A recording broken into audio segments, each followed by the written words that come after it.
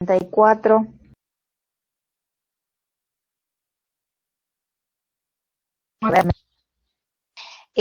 Bueno, a ver, empecemos. ¿Pudieron entender el proyecto? ¿No? Por eso decidí dar clases.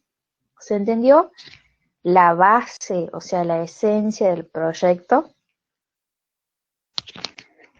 A ver, vamos a aclarar unas cuantas cosas para ver si me han entendido del todo. Toda la información que yo les envíe a ustedes sobre Primera Guerra Mundial y periodo de entreguerras, tienen que tenerlo en su carpeta, por supuesto, ¿sí? El tema está en que pensamos, porque trabajamos en conjunto con la profe Roseli, que es de cuarto A, darles como un trabajo que no sea tanto copiar y pegar respuestas literalmente. Entonces ahí surgió la idea de darles sobre este tema, que es bastante larguito, Primera Guerra Mundial, Revolución Rusa y todo lo que implica, y periodo de entreguerras, darles algo que sea un poco más entretenido en la producción de la tarea y a su vez que puedan trabajar en conjunto con sus compañeros, o sea, a través de videollamada y demás para la elaboración.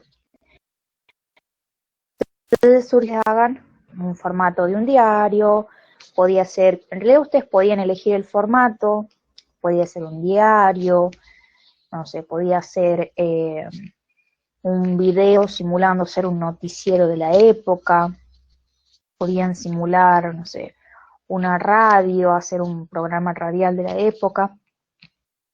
El formato estaba a libre elección de ustedes. A mí no me han pasado todos, yo tengo acá anotadito los grupos, pero me falta gente que no sé en qué grupo está. Por ejemplo, yo los voy nombrando y me dicen, Bustos, Julieta, Camila, ¿qué grupo estás? ¿Con quién?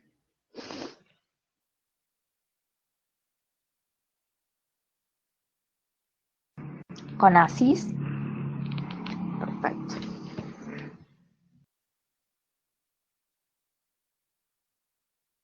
Muy bien.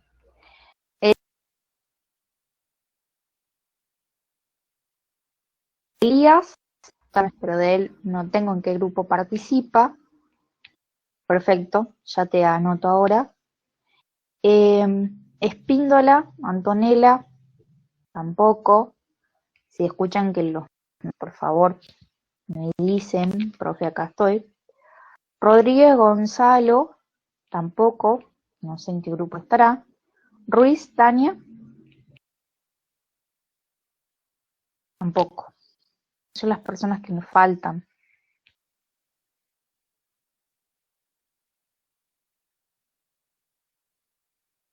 Si tienen un grupo, bien. Estás con Sofía Costa. Perfecto. Muy bien. Entonces, listo. Espíndola y Rodríguez no tienen grupos y el hecho de que no me hayan mandado todavía cuenta para la nota también, la responsabilidad que ustedes generen con la materia, muy importante. Así que bueno, me faltarían esas 3 personas, los demás ya todos tienen grupos. Yo los enumeré, le puse grupo 1, grupo 2, pero por una cuestión para organizarme a mí misma. Pero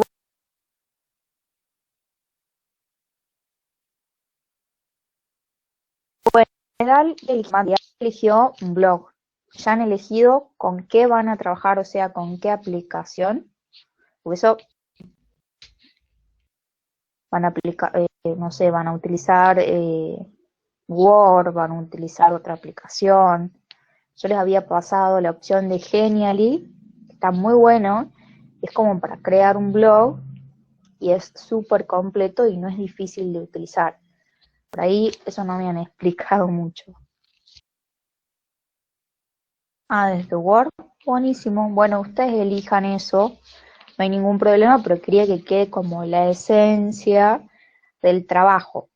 El trabajo se presenta desde el 24 de junio hasta el 1 de julio. Nosotros vamos a tener una clase el 24 de junio nuevamente. Esta clase específicamente de consultas. Ustedes me van a, ya vamos a ver cómo hacemos como para ir viendo sus trabajos, y yo les diga qué es lo que les falta y demás. Por ahí ustedes me pueden compartir pantalla, lo vamos viendo en vivo, ya vemos. Pero la última clase sería el 24. Otra cosa que les quería aclarar es que no solamente deben de usar la información que yo les envío. Ustedes pueden buscar más información. Hay un tema que a mí me parece que está muy bueno y que son las vanguardias, que es del periodo de entreguerra, pero es el arte de vanguardia, que estaría bueno que lo tomen. Surrealismo, expresionismo, es un tema que está, me parece que es un tema, porque se relaciona mucho con lo que dejó, o sea, en el arte se expresa lo que dejaba la guerra. Entonces, si por ahí no quieren tomar solo lo político, solo, no sé, lo económico, también pueden tomar el arte, qué artes surgen en ese periodo, pero cada vez que ustedes decidan utilizar una nueva información, me la envían a mí, de dónde la sacaron, para que yo la pueda leer y les corrobore que está bien lo que dice. Pero bueno, el arte me parece como esencial.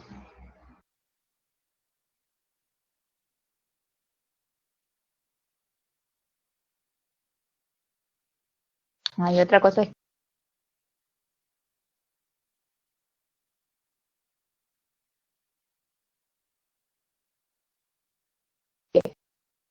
pero bueno, ustedes pueden elegir de qué hablar,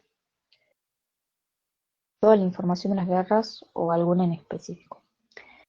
Hay una sola guerra, que es la Primera Guerra Mundial, la que tenemos que ver. Vas a tener como conflictos anteriores, que sí, bueno, eso también. En realidad ustedes tienen que decidir cómo van a armar ese diario. Puede ser un diario que hable específicamente de la política, o puede ser un diario que hable, que sea una tapa de diario y que diga una parte política, una parte de la economía, una parte de lo social, otra demográfica. Yo intentaría como darle importancia a todo, pero si pueden elegir algo, el tema es que es relacionado. Si ustedes hablan de política, automáticamente va a tener que ver con economía y con lo social. Ese es el tema, por lo cual el formato lo eligen ustedes. Yo les di la elección a ustedes de que elijan cómo hacerlo. Puede ser una noticia, puede ser un blog, pueden ser la página 1 y 2 del diario. Eso lo tienen que ver ustedes. Lo que yo tengo entendido es que tu grupo, Julieta, hacía de diario, no un diario. O sea, es mucha la información, no van a tener que hacer solo la tapa del diario, será la tapa del diario y hojitas. Ah, hacen un blog. Bueno, serán hojas dentro del blog, será un blog extenso. Si necesitan un diario, también será la tapa y será además hoja 1, hoja 2. Tienen que ver cómo es un diario real, tienen que ver cómo se hace un blog, para seguir las características del blog y del diario. Pero bueno, leyeron toda la información de Primera Guerra Mundial y Revolución Rusa.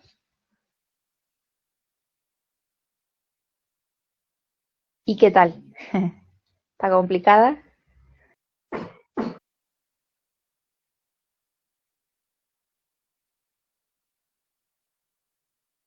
Sí, es que sí, es un tema medio complicado, un poco. ¿Leyeron un poco o entendieron?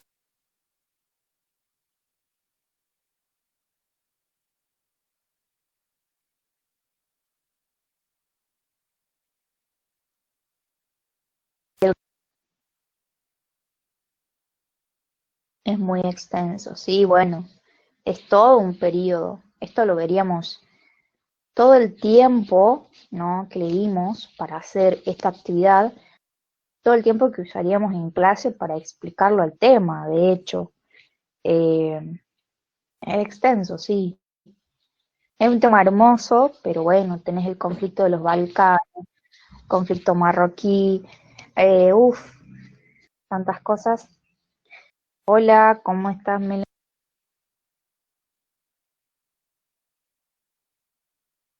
Pongo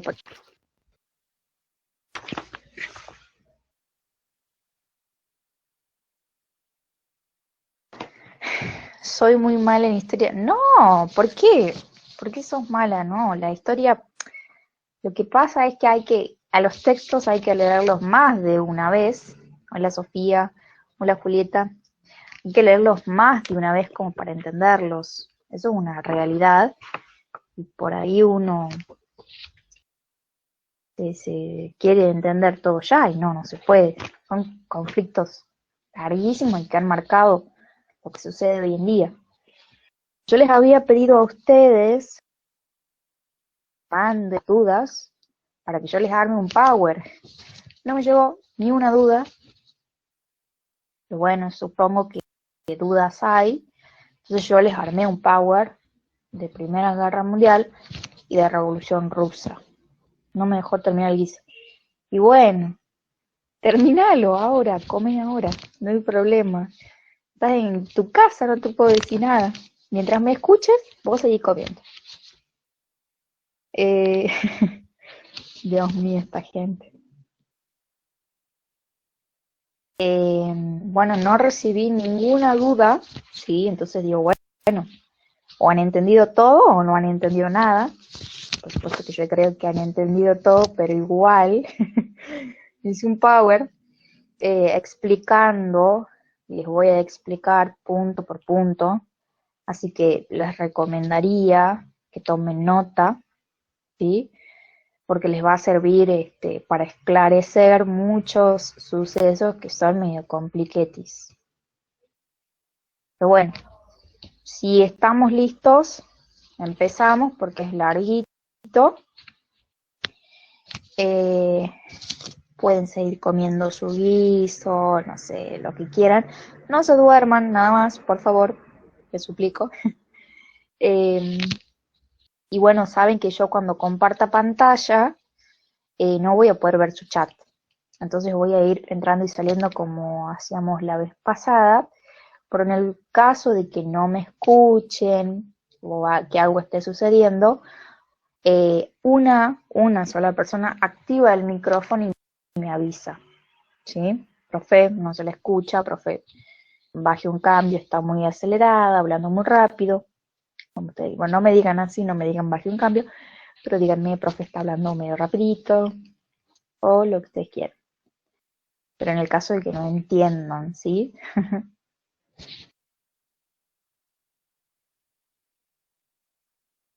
Bueno, entonces voy a comenzar a compartir mi pantalla. No hay ninguna duda en específico, como para que yo sepa a qué darle un poquito más de hincapié. Si no hay dudas, es porque no han leído. Y estamos en problemas si no han leído para la clase de hoy. ¿Alguna duda? ¿Algo? Profe, no entendí tal cosa. Eh, no sé, Revolución Rusa. Bien, hice todo un power explicando Revolución Rusa. Así que tranquila.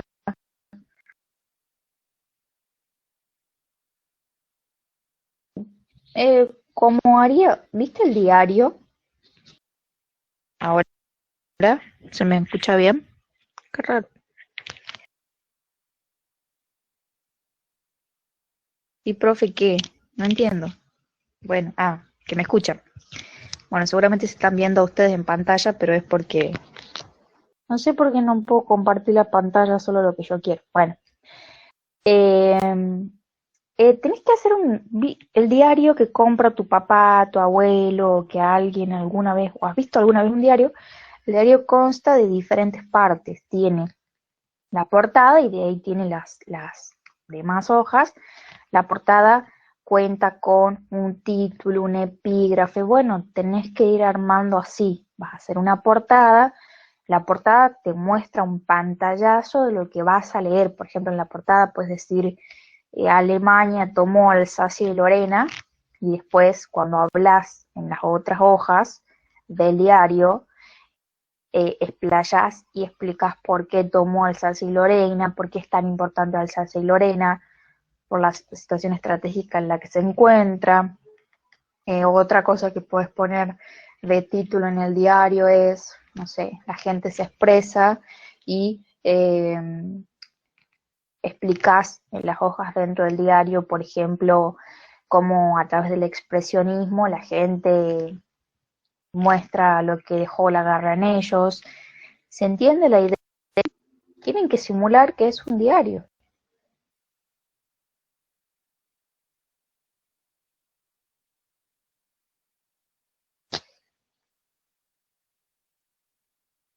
Perfecto. Bueno, si ya entendieron cómo es el proyecto, voy a pasar a explicarles todo el tema del proyecto. Ustedes recuerden que toda esta información ustedes la van a tener que rendir porque esta materia tiene un parcial integrador al final, así que igual lo van a tener que rendir en algún momento. Por eso me interesa que lo que yo les pido en este proyecto lo entiendan y hay cosas como que necesitan de explicación. Así que bueno, vamos a empezar. Me dicen si se ve el power ahí. ¿Se ve? ¿Lo pudieron ver al principio? Perfecto. Comenzamos entonces. Si no se me escucha, si pasa algo en general de que ninguno me escucha, activa uno el micrófono y me avisa. O si voy muy rápido, que puede suceder. Bueno, entonces, tema que vamos a ver en esta clase, Primera Guerra Mundial, basado en este proyecto bueno, que deben de hacer. Y vamos a comenzar con esta Europa de la paz armada. Bueno, se dio a fines del siglo XIX y comienzos del siglo XX, donde Europa se encuentra con un progreso económico, ¿sí? Debido a lo que dejó la Segunda Revolución Industrial, y el hecho de que hay un progreso económico produce que haya disputas por el control del mercado entre las diferentes potencias. Entonces hay disputas por el control del mercado, hay una carrera armamentista y tenemos las posiciones ultranacionalistas. Paz Armada se llama así porque no estábamos en este periodo de 1871 a 1914 en guerra, ¿sí? Pero de alguna manera las potencias se estaban preparando para un posible ataque bélico. Entonces, esta tensión que hay entre las diferentes potencias por diferentes causas, que las vamos a ir viendo, desencadena esta competencia armamentista que tiene que ver con, bueno, quién crea las mejores armas, quién se equipa de la mejor manera en el caso de que haya un enfrentamiento bélico, que sería una guerra. Entonces, acá, bueno, en este pequeño está explicado, lo voy a ir desglosando a todo lo que sería esta día. Pero algo que acá no está y que es muy importante, ¿se acuerdan que veníamos viendo sobre el imperialismo? Y que de hecho dijimos que el imperialismo es una de las causas de la Primera Guerra Mundial. Bueno, el tema está en que va a haber rivalidades imperialistas. ¿Por qué? Entre 1830 se comienza a dar la consolidación del capitalismo a escala mundial, ¿sí? Debido a que, a lo que les decía, la segunda revolución industrial, en donde Gran Bretaña, Francia, Bélgica, Italia, Estados Unidos y Japón, algo que ya vimos, se comienzan a industrializar. Vimos que producen la industria química, la electricidad, la industria de automóviles, entre otras cosas, Pero la industrialización, porque además vimos, por ejemplo, el taylorismo, el fordismo, que era la producción en masa y en serie, hace que haya una producción a gran escala. Entonces comienzan a haber excedentes de bienes manufactureros. ¿Y qué hacen estas potencias, como por ejemplo Gran Bretaña, Francia, Alemania y demás? Quieren buscar unos mercados para vender todo esto que producen, pero también quieren conseguir mayor materia prima y mayor mano de obra. Nosotros vimos que una de las causas del imperialismo básicamente era nuevos mercados y el querer conseguir materias primas y manos de obra barata. Seguramente se acuerdan de eso. Surge esta idea del imperialismo, que el imperialismo se justificaba en argumentos nacionalistas. Recuerdan que esto de la superioridad del país que dominaba a otro país, bueno, no solamente existía una superioridad que creían algunos países que eran superiores a los países que dominaban, sino también que creían que eran superiores entre los países dominantes. Por ejemplo, Francia creía que era superior, no sé, a Alemania, Alemania se creía superior a Gran Bretaña, y bueno, todos desconfiaban de las otras naciones. Básicamente esto era porque todos querían más territorio. El imperialismo se basaba en adquirir mayor cantidad de territorio, y si yo adquiría mayor cantidad de territorio significaba que tenía más lugar para explotar. Entonces, esto genera tensión y una rivalidad entre las potencias, y por ejemplo, Francia, vamos a tener rivalidad entre Francia y Alemania. Les daba yo el ejemplo de Alsacia y Lorena. Francia le reclama a Alsacia y Lorena a lo que sería Alemania, que le había quitado, pero antes era de Francia. Rusia y Austria y Hungría se van a pelear por los Balcanes, que ya vamos a ver más detalladamente esta parte. Gran Bretaña y Alemania también se van a pelear, porque Alemania quería ser la que tenga la fuerza naval más importante como para competir por los mares, quería todos los territorios ultramarinos. Entonces, en esta paz armada hay una rivalidad muy grande entre los diferentes países que se quieren expandir, que quieren más territorio, y va a producir esto que yo les mencionaba de la carrera armamentística, ¿no? Armamentista, perdón. Que es producir nuevas y las más nuevas y las más letales armas para que en el caso de, bueno, me están queriendo quitar territorio, voy y los ataco, porque en realidad era como la paz armada es lo que la calma que antecede el huracán, como diría la canción, porque literalmente estamos hablando de que nos estamos preparando porque sabemos que en algún momento va a haber un enfrentamiento bélico por los territorios y por lo que implican los territorios. Recuerden que siempre que se quiere un territorio es porque algo tiene. Entonces, acá por esta rivalidad los países van a decir, bueno, a ver, solo no vamos a poder luchar, en el caso de que se dé un enfrentamiento voy a necesitar una alianza. Entonces ahí se forman estos bloques antagónicos que conocemos como la Triple Alianza y el Triple Entente. La Triple Alianza está por Alemania, Austria-Hungría e Italia, pero Italia después dice, no, ¿sabes qué? No me gusta, y se pasa al Triple Entente cuando se declara la guerra, y en el Triple Entente vamos a tener Inglaterra, Rusia, después se va a unir durante la guerra, por ejemplo, Estados Unidos, Japón, un montón de otros lugares, un montón de otros países más. Pero básicamente por esto se forman estos sistemas de alianzas. Era bueno, si se arma la guerra en algún momento, ellos sabían que en algún momento se iba a dar, querían tener aliados, ¿sí? Sí o sí. Bueno, acá como para tener una idea, las características de la Gran Guerra Se la llama la Gran Guerra porque fue la primera guerra mundial, a escala mundial, por eso se le dice así, fue una guerra total. Bueno, acá les hablo un poquito de, antes de la guerra ya había aparecido el fusil de repetición, las ametralladoras, la guerra de trincheras. Bueno, esto es importante, la guerra de trincheras introdujo el uso del mortero, un carro de combate, dio inicio a la guerra acorazada, la artillería multiplicó calibres, aumentó alcance y mejoró métodos de utilización, comenzaron a emplear gases asfixiantes, el avión se lo utilizó como arma de guerra, y en lo naval es muy importante el submarino.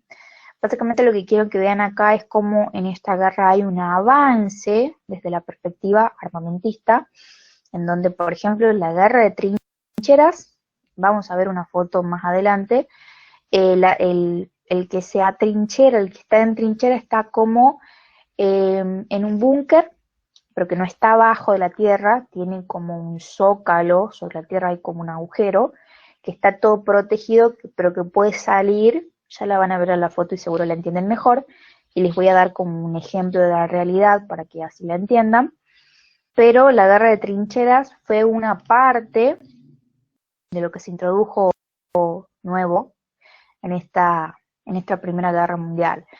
Como ven acá, ya empezaba la idea de esto de los gases asfixiantes, ya mejoraban las armas, el avión también, y el submarino, que bueno, eso lo va a introducir a Alemania, y va a ser como una de sus armas secretas que lo va a ayudar, pero todos sabemos que la Primera Guerra Mundial no la gana, lo que sería Alemania, ¿sí? La gana el Triple Entente. Bueno, múltiples naciones participaron, la masacre que implicó cada combate marca el inicio de la era de las catástrofes. Bueno, Erich Hobsbawm es un historiador, escribe muy lindo, y él lo llama la era de las catástrofes porque desde ahí en adelante se van a dar un suceso de guerra contra guerra sin parar. ¿Qué pasa con el rol de la mujer en trabajos hasta ahora típicamente masculino? Manejaban camiones, ensamblaban municiones, balas, bombas y proyectiles. Las mujeres también viajaron a Bélgica y a Francia para servir en los hospitales. Acá tienen algo que me parece re importante, que lo podrían tomar en su diario. ¿Cuál fue el papel de la mujer en la guerra? Si los hombres estaban en la guerra, ¿qué hacía la mujer? ¿Sí? O sea, la mujer comenzó a hacer todo, porque si no hay hombres, no le quedaba de otra, y además porque la mujer es capaz, por supuesto, de hacer todo esto que le estoy diciendo. Entonces esto es como una pequeña caracterización de la Primera Guerra Mundial. Pero bueno, lo que yo hago es, desde los textos que yo les doy, seguramente si leyeron los textos o ya resumieron, estarán viendo que les estoy explicando los textos que ustedes tenían que leer para la clase de hoy. Pero bueno, ¿cuáles son las causas que tiene la Primera Guerra Mundial? Tiene múltiples causas, y entre ellas está la causa económica. Yo, como ustedes verán, no lo desarrollé en el Power porque lo voy a hablar, entonces mejor si toman apuntes sobre este tema. Sería lo óptimo, ¿sí? Bueno, en cuanto a lo que serían las causas económicas, ya sabemos que la primera y la segunda revolución industrial, sobre todo en este periodo, generó cambios, ¿sí? Nuevas fuentes de energía, vimos el petróleo, vimos la electricidad, nuevos sectores de producción, químico, siderúrgico, alimentario, también lo vimos, y nuevas formas de organización del trabajo como el taylorismo y el fordismo, y también hay una nueva manera de concentrar el capital, cuando hablábamos de cartel, trust, los bancos, las sociedades anónimas y todo eso que caracterizaban a la segunda revolución industrial. Entonces, a causa de todo esto que sucede en el aspecto económico por la revolución industrial, van a aparecer nuevas potencias, Estados Unidos y Japón, y las potencias que ya existían se van a potenciar aún más, valga la redundancia, como ser Gran Bretaña, Alemania o Francia, ¿sí? Pero va a haber unas cuantas que otras diferencias. Por ejemplo, Alemania va a ser el líder indiscutible en la siderurgia y en la química, y Alemania está empecinado con querer quitarle los mercados a Gran Bretaña, que eran como los mercados de toda la vida, como ser Bélgica, Holanda, Rusia. Entonces ya tenemos ahí que en el ámbito económico todos se están desarrollando y todos quieren ampliar sus mercados y vender más. ¿A dónde volvemos de vuelta? A nuestro querido imperialismo, en donde se acuerdan que cuando veíamos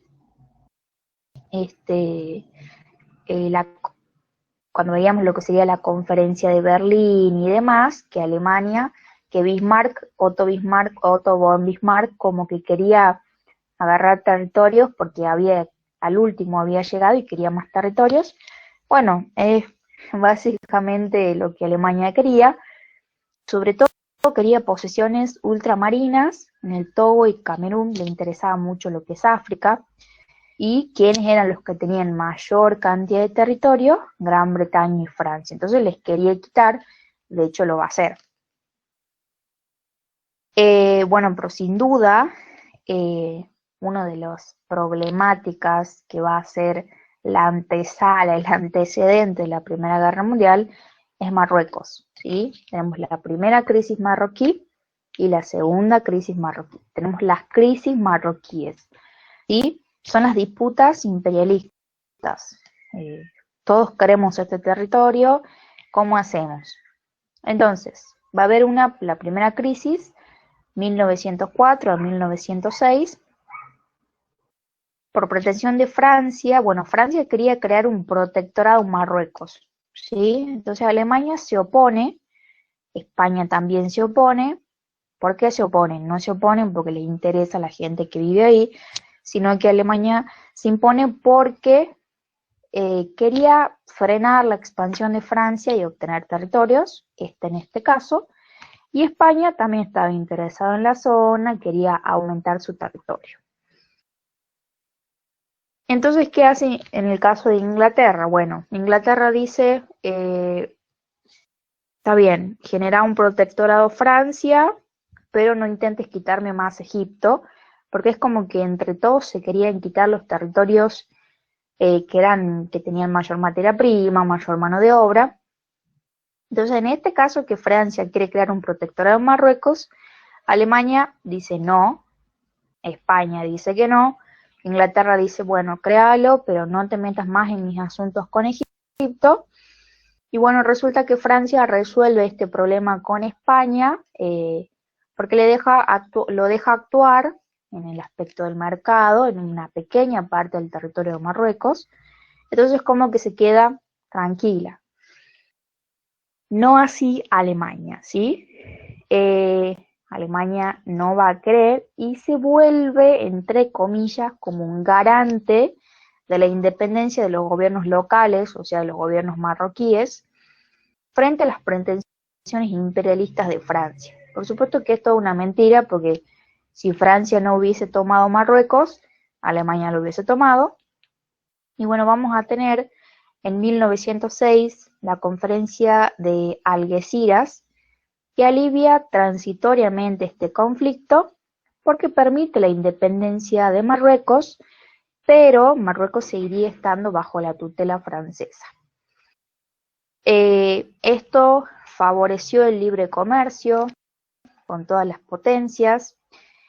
Además, España inició un protectorado en la parte del Rif, Francia también inició el protectorado que quería en esta zona, pero de alguna manera ya desató la alarma de que Alemania iba a estar ahí pendiente para querer más territorios, ¿no? Entonces, ¿qué hacen? Se conforma en 1904 lo que se denomina el Entente Cordiale, que va lo que vamos a conocer como la alianza que forma Francia con Gran Bretaña, y en 1907 se va a unir Rusia. Entonces, la primera crisis marroquí, como que ya dice que, bueno, todos están ahí expectantes por querer más territorios, estratégicos con gran producción, entonces tenemos que conformar alianzas, ¿sí? Todo esto se desarrolla durante la paz armada, ¿no? Y bueno, después tenemos la segunda crisis marroquí, que se da en 1911, donde Alemania acusa a Francia de no cumplir el acto de Algeciras, que era el que les había hablado en la conferencia, en donde Marruecos era independiente, pero seguía bajo la tutela de Francia. Entonces, ¿qué hace Alemania? Envía un buque germano a un puerto importante de lo que sería este lugar, o sea, el Marroquí, estamos hablando de crisis marroquí, de Marruecos, y conforma la segunda crisis internacional. ¿Por qué? Porque varios países ya se están interesando en un mismo territorio, se están interesando en enfrentar a otro territorio. Entonces, como que estas crisis dicen, bueno, al final todos quieren los territorios, todos nos queremos expandir, necesitamos conformar alianzas, necesitamos hacer algo, porque si no, en cualquier momento nos declaran la guerra y perdemos todos los territorios que hemos adquirido a través del imperialismo. Voy a salir un segundo para ver si vamos entendiendo. ¿Cómo vamos hasta acá? ¿Se entiende?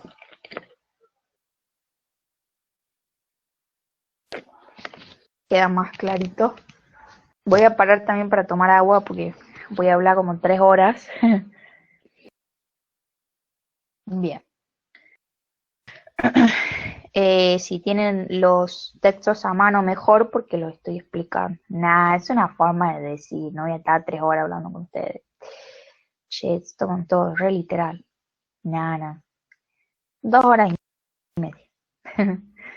Pero bueno, entonces seguimos. Les voy a explicar ahora lo que sería la parte de... bueno, le seguimos con las causas, ¿sí? Vamos a seguir con eso. Otra causa que tiene la Primera Guerra Mundial está relacionada con el nacionalismo radical. ¿Qué pasa en el siglo XIX? Sabemos que nacen 2 nuevos estados muy importantes, Alemania e Italia. ¿Se acuerdan que vimos la unificación de Alemania e Italia? Bueno, para eso la vimos, para entender la importancia. Pero también se disgrega, hay una disgregación, se desaparece el Imperio Otomano, que tenía en su poder a los Balcanes. Además vamos a tener en este mismo siglo la Guerra Franco-Prusiana en 1870, en donde los territorios franceses como Alsacia y Lorena, que yo les decía, quedan ahora en manos de los alemanes. ¿Por qué es tan importante Alsacia y Lorena? Porque están en una zona estratégica para el comercio. Básicamente por eso. Entonces, como consecuencia de que los alemanes agarran y toman Alsacia y Lorena, el nacionalismo, lo que sería los nacionalistas franceses, lo quieren recuperar, pero a su vez también el nacionalismo se comienza a exacerbar. Exacerbar quiere decir que se hace extremo, ¿sí? Vamos a ver mucho este sentimiento de pertenencia, de querer revancha por lo que nos han quitado a nuestra nación. Entonces, bueno, acá también habla un poco sobre el contencioso de Alsacia y Lorena, que está entre las causas, no sé si pueden ver, pasamos acá, no sé si pueden ver mi pulsor, que básicamente es en 1871, cuando se firma la Paz de Versalles, y se da la derrota frente a Prusia. Francia lo que hace es ceder Alsacia y Lorena. ¿Y qué pasa? Tiene un sentimiento de revanchismo. Van a leer mucho en el periodo sobre todo de entreguerra, o antes, o cuando les quitan algún territorio, este sentimiento de revanchismo. Es básicamente querer recuperar lo que se les ha quitado. Entonces, Francia, sin duda, quiere recuperar lo que Alemania le quitó, que son estas 2 provincias, Alsacia y Lorena. Entonces, ¿qué es lo que hace Bismarck una vez? Otto von Bismarck, sabemos que es canciller de Alemania, una vez que le quita Alsacia y Lorena a lo que sería Francia, intenta aislar a Francia por acción diplomática. De hecho, hemos visto esto de la conferencia de Berlín, que tenía un tinte, buscaban solucionar todo por vía diplomática, pero al fin y al cabo lo que Bismarck quería era conseguir más territorios. Entonces Francia se da cuenta de alguna manera que Alemania está intentando obstruir su paso, no dejar la expansión, quitarle territorios, esta búsqueda de alianzas, ¿no? Les voy a repetir mucho por qué busca alianzas por economía, por política, por defensa, por todo. ¿Por qué se va a alimentar este nacionalismo de Francia, de querer buscar revancha, este revanchismo? Porque van a empezar a crearse organizaciones como, por ejemplo, está en francés, pero yo, chicos, Agatha sé hablar español, así que no voy a decirlo en francés. Defensa de Alsacia y Lorena, que es, en esta organización era como que se generaba o se desarrollaba sin duda este sentimiento un sentimiento anti-alemán, que estaba justificado porque Alemania le había quitado territorios a Francia y no solo les había quitado, sino que cuando tomó Alsacia y Lorena dijo, tienen que aprender todos a hablar alemán, la cultura alemana, bueno, lo que se suele hacer en el imperialismo. Entonces, para Francia estaba más que justificado este sentimiento de revanchismo, este sentimiento antigermano sin duda. Bueno, a ver, como para que entendamos un poquito, en 1918, cuando Alemania pierde la guerra, Francia recupera Alsacia y Lorena, pero cuando comienza la Segunda Guerra Mundial, Alemania le vuelve a quitar Alsacia y Lorena, y cuando se termina la Segunda Guerra Mundial, Francia se queda de vuelta con Alsacia y Lorena. No sé, se pelean como dos hermanos, ¿vieron? Que quieren el mismo juguete, bueno, así, literalmente. Pero acá había grandes cosas que sacar de este lugar. Entonces ya les expliqué causas económicas, disputas imperialistas, la primera crisis marroquí, la segunda crisis marroquí, les expliqué nacionalismo radical, les expliqué el contencioso de Alsacia y Lorena, ya les mencioné, ¿sí? ¿Me inactivó el micrófono? ¿Pasa algo? ¿O se han confundido? ¿No pasa nada? ¿Me siguen escuchando bien?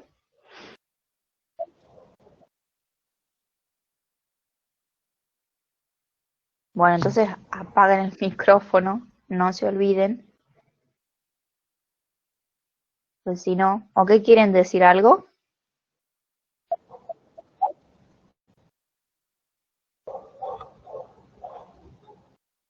Bueno, si no va a hablar, mejor apaga tu micrófono, Tomás, por favor. Si no, te lo silencio yo. Ay, re mala. Bueno, eh, hasta ahí van entendiendo. Sigo, ¿sí? Bueno, ya les expliqué entonces triple alianza, triple entente. La triple alianza estaba formada por Alemania, Austria, Hungría e Italia, y el triple entente por Francia, Gran Bretaña y Rusia. Recuerden que en la triple alianza Italia luego va a salir y se va a ir con el triple entente y van a entrar otros, por ejemplo el Imperio Otomano, perdón, los turcos, y van a ingresar a la triple alianza y demás.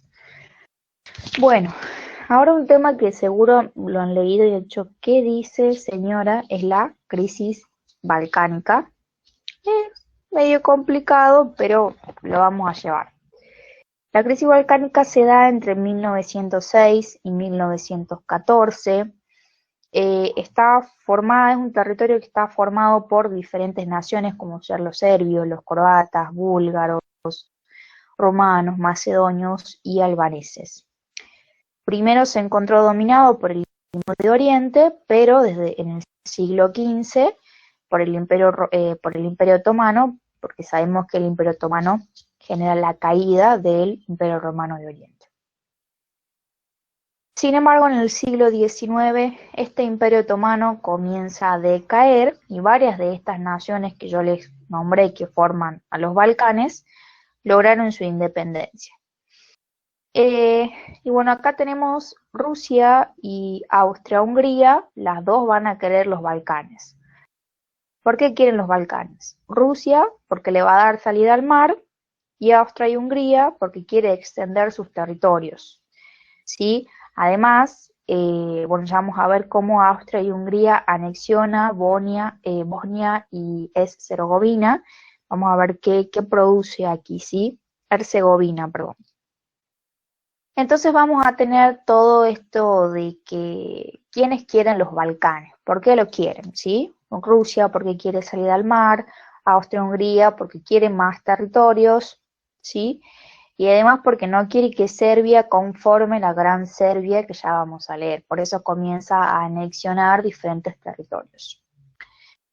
Y por supuesto que como ya hay alianzas, Francia, Gran Bretaña, Italia y Alemania van a participar en los enfrentamientos que se den en los Balcanes, ¿sí?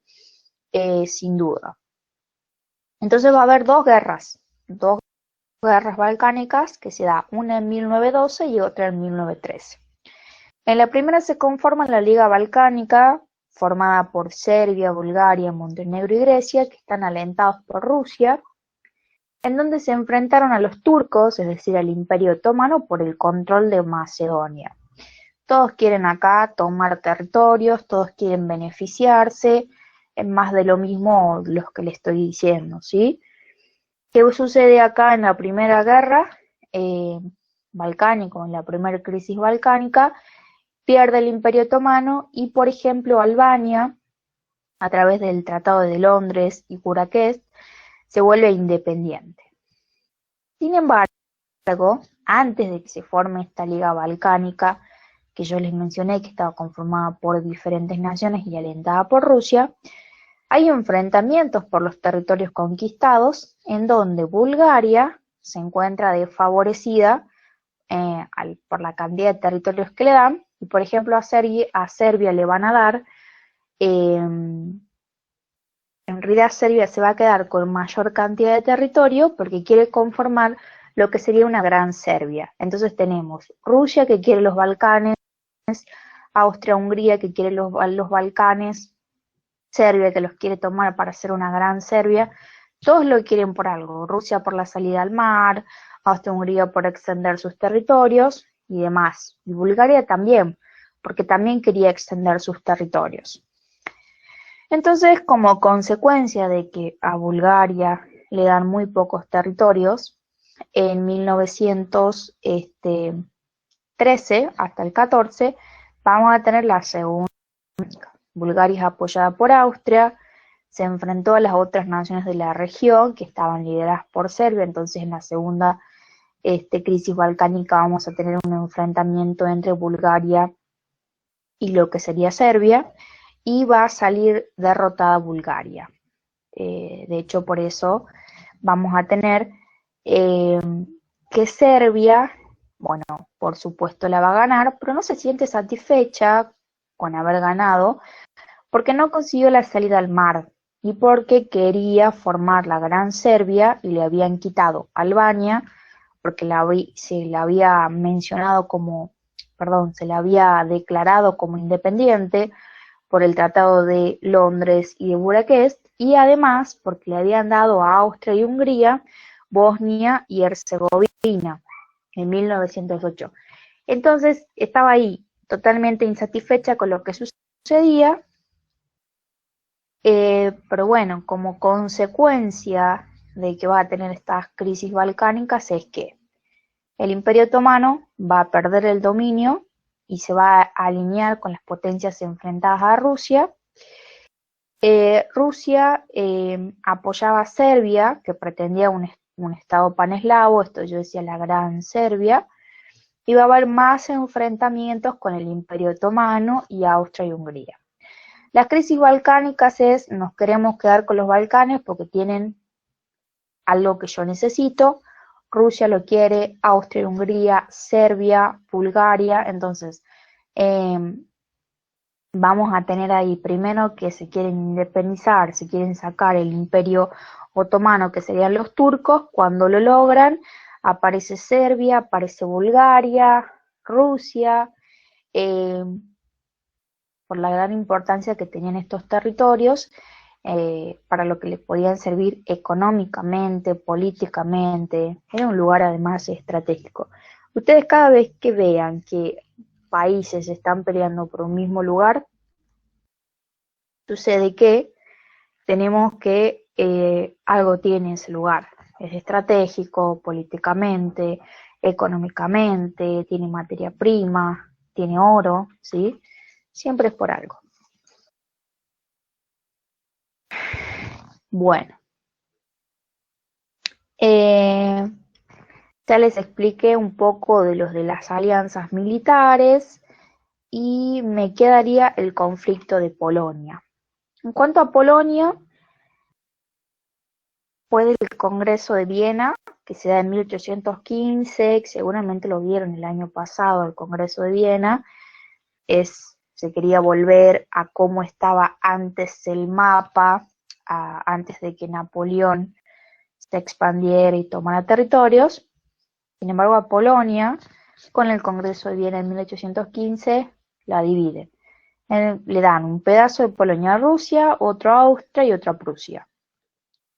Entonces se va a encontrar sometida a diferentes regímenes, lo que va a buscar que, bueno, se quieren independizar, ¿sí? Polonia quiere ser independiente, no quiere estar sometida a diferentes culturas, a diferentes naciones. Entonces, durante la Gran Guerra, y mientras se genere la revolución bolchevique en 1917, que la vamos a ver ahora, que es la revolución rusa, y vamos a tener la retirada de Rusia de lo que sería la Gran Guerra, Polonia es invadida por Alemania, y finalmente, cuando se termina la guerra, Polonia se convierte en una república independiente y soberana, aunque nuevamente en la Segunda Guerra Mundial la invaden Alemania. Básicamente lo que le pasa a Polonia es que quiere ser independiente, no quiere estar repartida entre diferentes naciones, entre diferentes culturas, quiere ser soberana, o sea, ejercer poder sobre ella misma, y lo va a conseguir recién cuando se finaliza la Primera Guerra Mundial, porque Alemania había tomado ese territorio y todos los territorios que tomó Alemania se volvieron independientes en su mayoría, o se conformaron nuevos estados, que ya lo vamos a ir viendo. Pero bueno, básicamente eso es lo que pasa con Polonia. Estaba dividida, quería conformar una nación, y lo va a hacer recuerda, la Guerra Mundial se expande desde el 14 hacia el 18, 1914 y 1918, se va a volver independiente recién en 1919. Y bueno, después tendríamos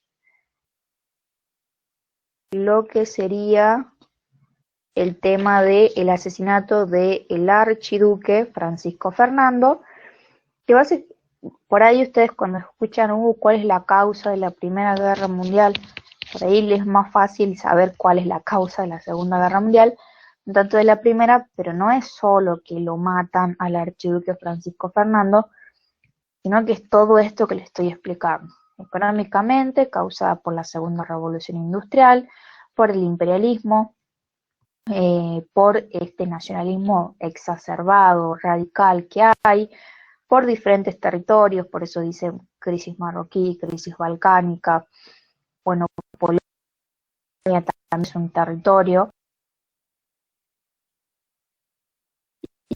y bueno, bajo esa paz, competencia armamentística. Entonces, van a ver como una de las causas que más se menciona el asesinato del archiduque Francisco Fernando, pero vendría a ser la gota que rebalsa el vaso. No es la única causa, vienen un montón y se vienen conformando desde años. Sucede que se comenzaron a hacer organizaciones secretas para levantarse contra esta anexión de provincias de origen eslavo al Imperio Austrohúngaro, y ahí es cuando en el 28 de junio de 1914 una de estas organizaciones secretas asesina al líder, ¿sí?, del Imperio Austrohúngaro, Francisco Fernando, y a su mujer en la ciudad de Sarajevo, la capital de Bosnia, ¿sí? Eso es lo que sucede. Una organización que está en contra de Austria y Hungría y que sin duda le da mucha más potencia a esta rivalidad que tenía Serbia. Lo asesinan una organización que pertenece a Serbia, al archiduque Francisco Fernando, que pertenece a Austria y Hungría. Austria le dice, Serbia averigua lo que ha pasado, investiga sobre el atentado, Serbia le dice que no, entonces se declara la guerra y ahí se activan estos sistemas de alianzas de Francia, Rusia, Alemania le declara la guerra a Rusia, invade Bélgica, entonces se tienen que meter Inglaterra, porque Inglaterra se había comprometido a garantizar la neutralidad de Bélgica, resulta que Alemania invade Bélgica, y ahí se delimitan bien estos dos bandos que ya se habían conformado desde hace mucho tiempo, en donde vamos a tener los países aliados y los países centrales, o lo que conocemos como triple alianza y triple entente, ¿sí? Los países aliados lo tenemos a Rusia, Francia, Inglaterra, Rumania, Grecia, después lo vamos a tener a Estados Unidos, a Japón, y recuerden que Italia primero pertenecía a lo que serían los países centrales, con Austria y Hungría, con Alemania, pero cuando se declara la guerra, se va para el otro bando. Son los países centrales, que es también la otra manera de denominar a esta alianza, se va a unir Turquía, Bulgaria, entre otros. Entonces, todo esto que yo les acabo de explicar son básicamente las causas. Bueno, acá podemos ver a la izquierda los territorios fronterizos de Alsacia y Lorena, reclamados por Francia y Alemania, y a la derecha la cuestión de los Balcanes. Es una foto ilustrativa para que ustedes se puedan como orientar dónde se encuentra Alsacia y Lorena. Como ven ahí que se están todos peleando básicamente por los Balcanes, era lo que les decía, todos lo quieren porque todos tienen como algo que sacar de ese lugar, al igual que Alsacia y Lorena. Y bueno, acá tenemos la crisis marroquíes, les pusimos estos mapas como para que entiendan, para que se sitúen en tiempo y espacio. Yo les comento el tiempo cuando se dio, pero siempre tenemos que recurrir a un mapa a donde se encuentra Marruecos, ¿sí? Y bueno, acá también tenemos las guerras balcánicas. Está delimitado, por supuesto que yo les voy a dar todo este power, pero es más o menos para que veamos dónde están los reinos, y ven el hecho de que está rodeado de mar. Siempre algo que está rodeado de mar significa que me va a servir mucho para el comercio, entonces lo voy a necesitar. Bien. ¿Cómo vamos hasta ahí? ¿Qué tal? ¿Se entiende? Hablo despacio, vamos bien. ¿Están tomando nota?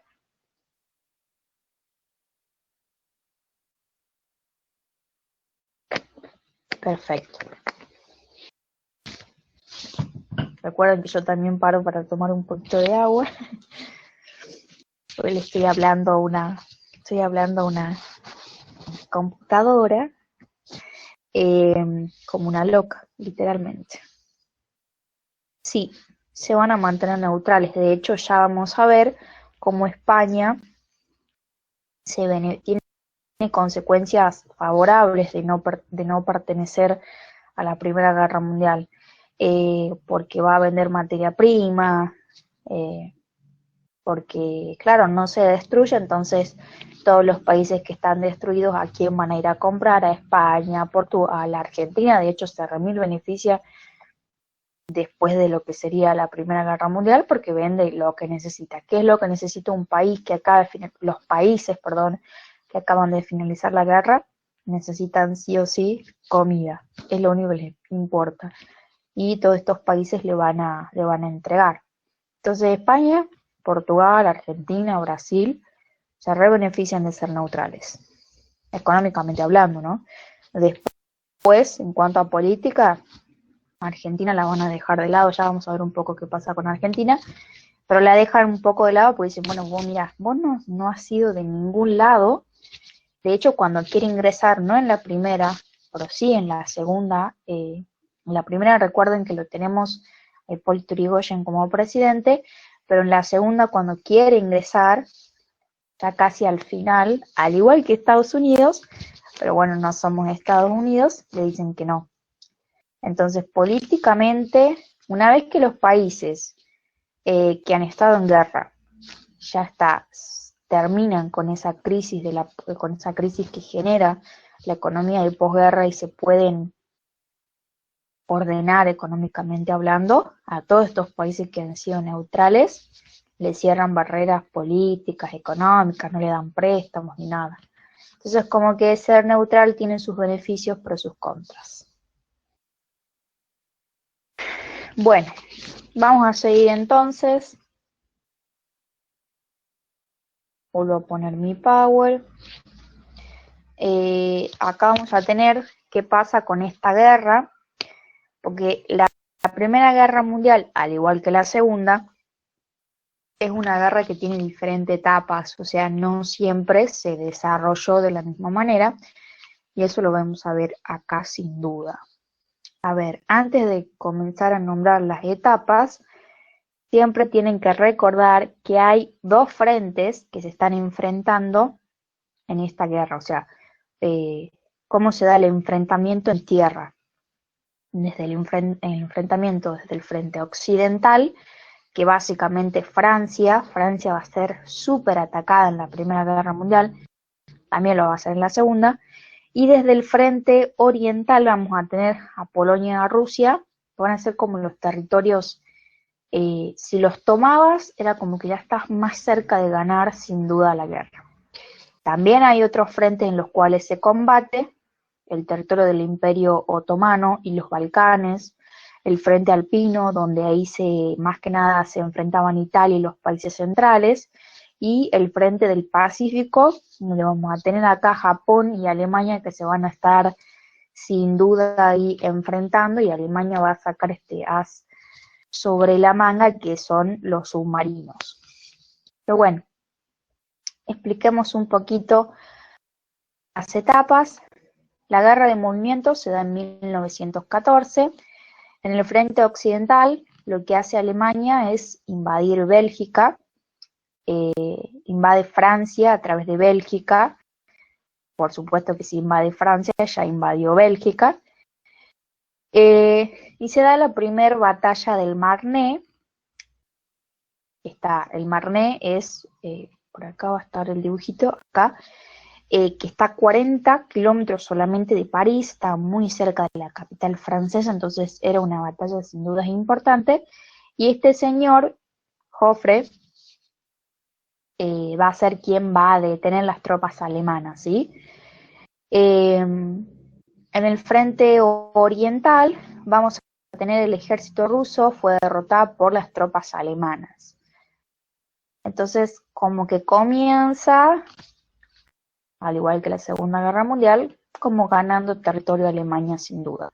Se llama guerra de movimientos porque se está en constante movimiento, como lo dice la palabra, de las tropas, de los lugares hacia donde se invade, y no es que están en un solo lugar cuando hay trincheras, por ejemplo. Las trincheras se hacen y se quedan ahí y combaten desde ahí. Es una guerra de posiciones, ¿sí? Inmovilizada es una guerra de trincheras. Esto es una trinchera, ¿sí? Las trincheras son como búnkers, son como zócalos, huecos que se hacen en el medio de la tierra, pero como pueden ver acá los soldados se pueden proteger, pero pueden salir a atacar también. Capaz que ustedes eran muy chiquitos, pero no sé si se acuerdan, en el 2013, cuando fueron los saqueos acá en Tucumán, se decía la gente está atrincherada, la gente está toda atrincherada, y si vos veían, y ustedes veían, perdón, en lo que sería los barrios, la gente había colocado como barreras protectoras, ¿no? Bueno, eso es la trinchera, es como que hacen barreras para protegerse. De ahí viene la palabra trincheras, se atrincheran. Bueno, vamos a tener acá líneas de trinchera, larga acción de desgaste que supuso la pérdida de millares de vidas y la destrucción de recursos naturales, ¿sí? Como por ejemplo las batallas de Somine y Verdún en 1916, que van a durar meses y que no van a definir la situación bélica. La guerra de posiciones se dio del 15 al 17, así que en los lugares donde se encontraban lo que serían las batallas, se destruye todo. Se destruye todo. De hecho, hace un par de años, creo que en el 2017, encontraron bombas de la Primera Guerra Mundial, y los invito, si quieren, a ver imágenes. A mí una imagen que siempre me causa bastante impacto es ver el antes y el después, cómo que con la guerra y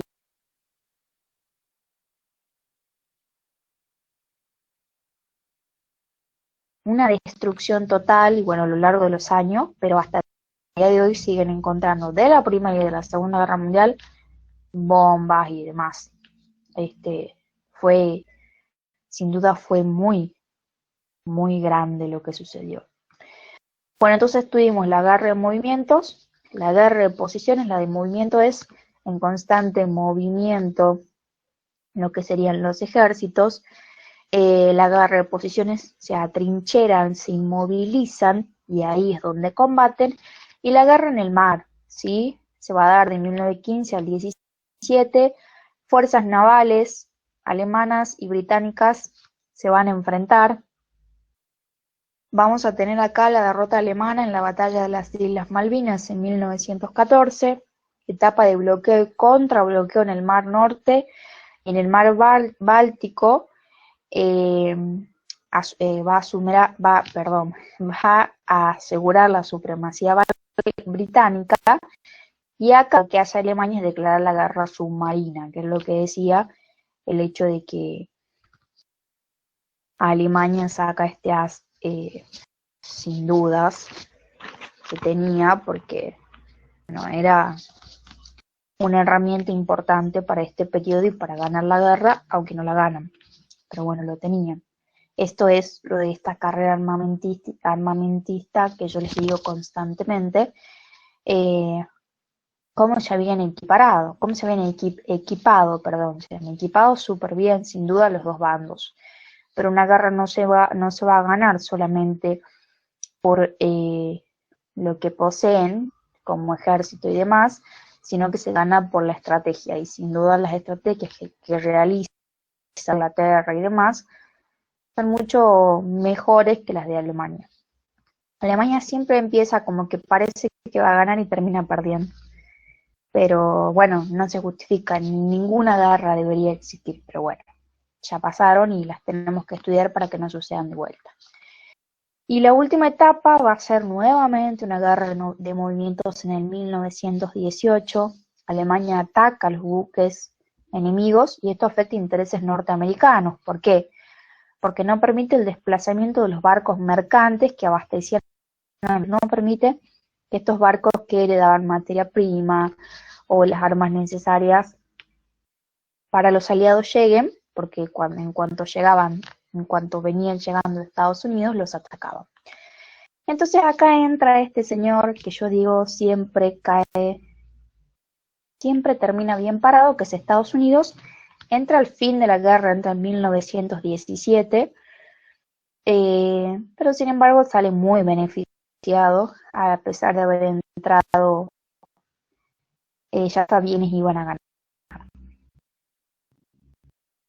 Se va a dar en 1900 también la Revolución Rusa, se firma la paz de Brest-Litovsk con Alemania, que lo que hace en esta paz de Brest-Litovsk, Rusia renuncia a diferentes lugares, como por ejemplo Lituania, Livonia, Estonia y Polonia, y Finlandia y Ucrania se declaran estados independientes y además se tiene que hacer cargo de pagar la reparación a los vencedores.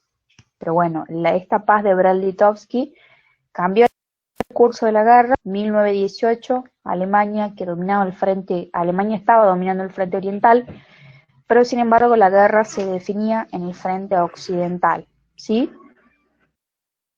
Vuelve a ser una guerra de movimientos y en marzo Alemania genera una ofensiva para Francia, que duró bastantes meses, y Estados Unidos, fue sin duda decisivo para ganar, para que ganen los aliados. Estados Unidos tenía dinero necesario, tenía armas, tenía materia prima, todo para abastecerlos y poder ganar.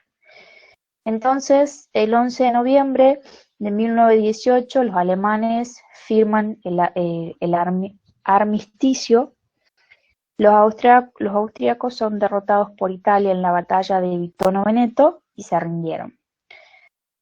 Básicamente ahí es cuando va a terminar, ¿sí?, esta guerra en 1918, lo que sería el 11 de noviembre. Entonces, estas son las etapas. Guerra de movimiento, se encuentran en constante movimiento lo que serían los ejércitos, y ahí es cuando se dan batallas en diferentes lugares. Guerra de posiciones, se atrincheran, se inmovilizan en un lugar y en ese frente, en ese lugar es donde van a combatir. Guerra en el mar, bueno, estamos hablando de lo que sería una batalla más que nada naval. Y nuevamente guerra de movimientos porque, bueno, querían tomar más territorios. Y hasta ahí estamos con las etapas. Bueno, les vuelvo a mostrar, acá está la batalla del Marne. El Marne es un río, ¿sí?, que se encuentra a 40 kilómetros de lo que sería París. París sería, bueno, que era, si llegaban hacia París y tomaban la capital de Francia, muy complicado que pudiesen ganar la guerra. Y nuevamente les muestro acá la fotito de la guerra de trincheras como para que sepan. Bueno, que vemos un poco acá, resumidito, lo que yo les expliqué. Triple alianza, triple entente. ¿Quién gana la Primera Guerra Mundial? La gana el Triple Entente, que luego los vamos a conocer como los aliados en lo que sea la Segunda Guerra Mundial, pero ya se hacían llamar los aliados en la Primera Guerra Mundial. Acá se habla un poco es como un resumencito de todo lo que les hablé.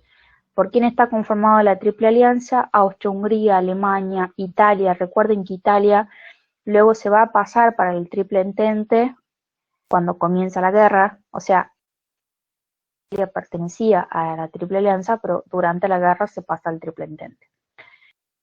Turquía y Bulgaria, y el Triple Entente va a estar conformado por Francia, Rusia, Gran Bretaña, Japón, Serbia.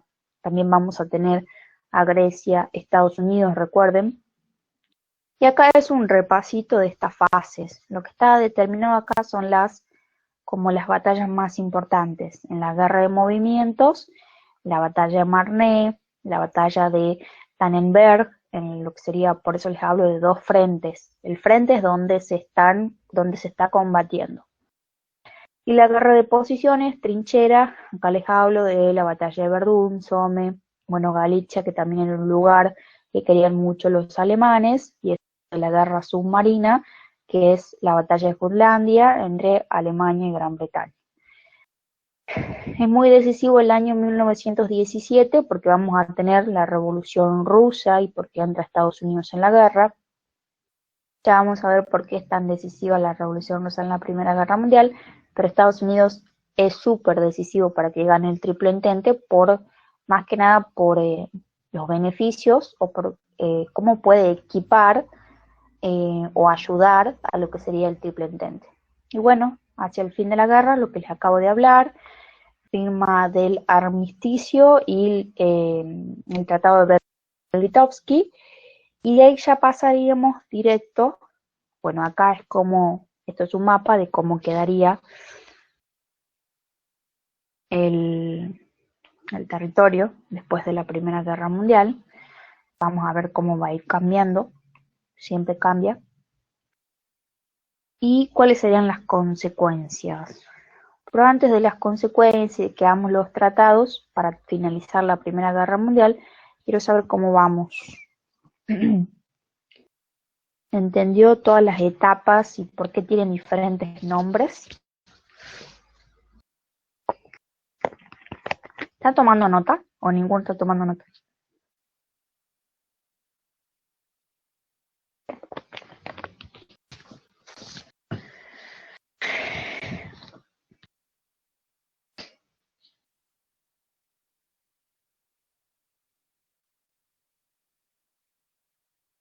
Perfecto, vamos bien entonces.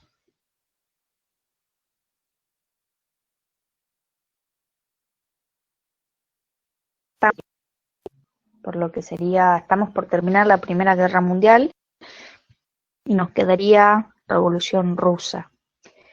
Recuerden que cuando les digo que Alemania firma el armisticio, es cuando firma que quiere paz, ¿sí? Que no va a luchar más, es cuando saca la banderita blanca, básicamente. Pero bueno, si vamos bien hasta ahora, seguimos. Ninguna duda, ¿todo bien? Entonces, me ponen sí, sí, sí.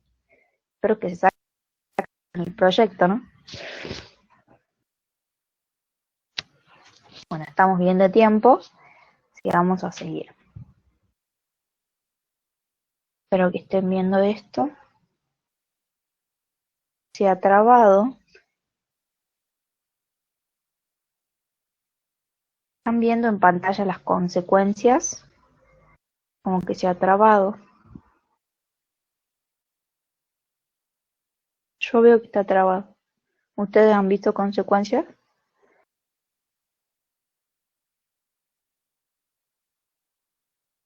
Bueno.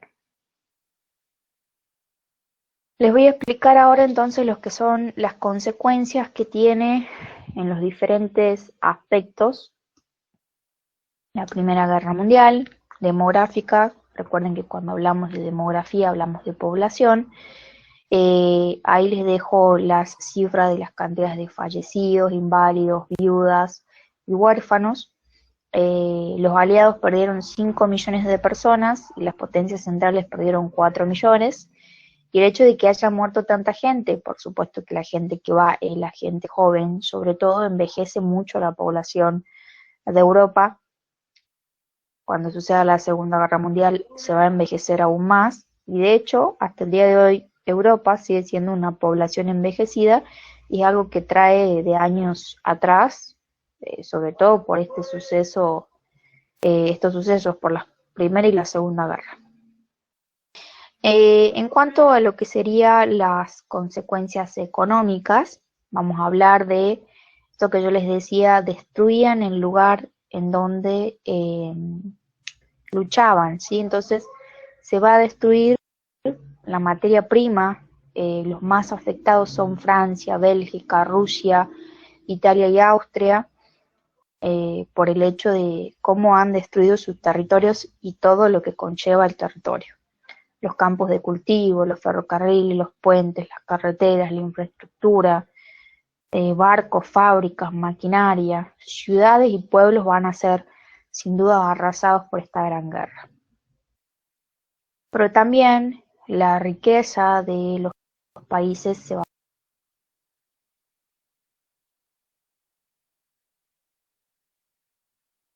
a valer un 100% y un 40% las riquezas que producían. Pero sin embargo, el país que sin duda se vio beneficiado fue Estados Unidos. Desde acá se comienza a gestar como la potencia mundial que conocemos hoy en día, porque básicamente lo que hizo tanto Estados Unidos fue dar préstamos, fue Bueno, ya lo vamos a ver en la Segunda Guerra Mundial, que provoca lo que se denomina el Plan Marshall, que era un plan de reconstrucción. Bueno, en la Primera Guerra Mundial dio muchos préstamos para que se reconstruyan los países europeos, además de lo necesario en ese momento, que era la materia prima, que es la comida. Bueno, también sucede lo mismo con Argentina, Brasil, España, se ven beneficiados sin duda, no se convierten en potencias, pero bueno, Estados Unidos lo hace. Esta economía de guerra que nos deja el periodo de posguerra fue un lento proceso, ¿sí? Que hizo básicamente que todo este sistema productivo que se había adquirido durante la Segunda Revolución Industrial de alguna manera se frene. De hecho, hasta el liberalismo no se llevaba a cabo, esta política liberal no, se aplica más que nada un proteccionismo, porque lo que se quería era que el territorio, Francia, Gran Bretaña, un ejemplo les doy, primero pueda recomponerse a sí mismo para poder vender o para poder ayudar a otros. Además, tengan en cuenta que estar en una guerra significa un gasto impresionante en donde se van a endeudar, donde van a pedir préstamos a otros países. No solo eso, el hecho de pedir préstamos a otros países genera inflación. Si no, les doy un ejemplo, Argentina actualmente que pidió un préstamo, la inflación tiene que ver con eso, con un montón de otras cosas más, pero los préstamos generan eso en una sociedad. Bueno, perdieron reservas de oro y demás. Entonces, como les digo, Estados Unidos se convierte en la potencia, el mayor acreedor, el dólar, se va a convertir en la moneda que va a ser principal para el cambio, y la bolsa de New York, liderazgo mundial. Por eso cuando caiga y veamos que cae en el 29 va a ser una crisis económica mundial, porque todos en ese momento dependemos, bueno, hasta el día de hoy, de Estados Unidos. Esas serían las consecuencias económicas, son bastante fáciles de comprender. Las consecuencias sociales también, la clase media se va a ver más empobrecida. ¿Por qué? Porque los que quedaron van a tener un salario muy chiquito, se va a disminuir este salario, sumado a la inflación, al endeudamiento. Estar en una guerra significa que un país queda en la quiebra total cuando termine.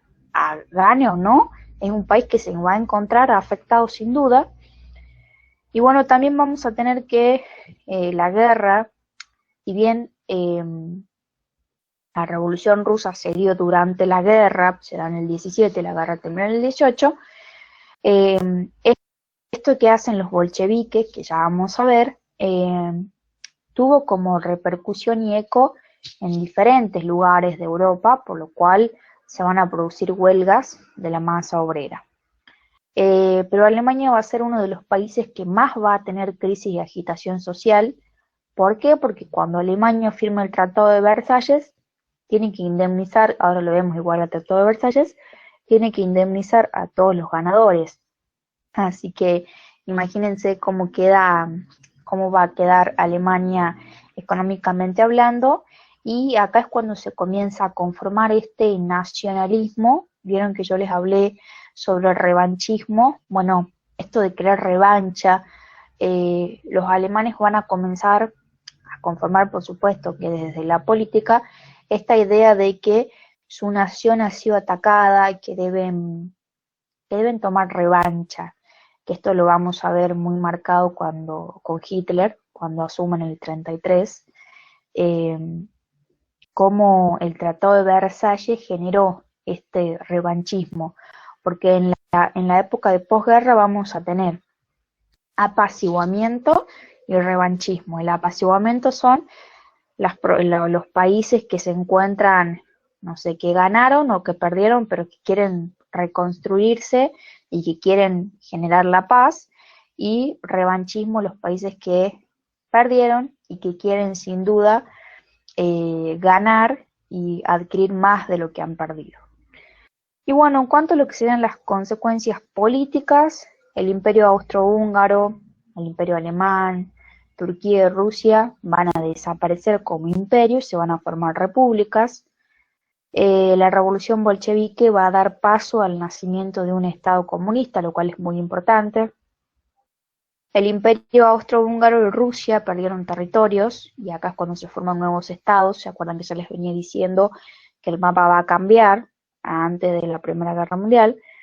Finlandia, Estonia, Lituania, Letonia, Polonia, Yugoslavia, Checoslovaquia y Hungría, muchos que después van a volver a desaparecer con la Segunda Guerra Mundial, se formaron después de la Primera Guerra Mundial.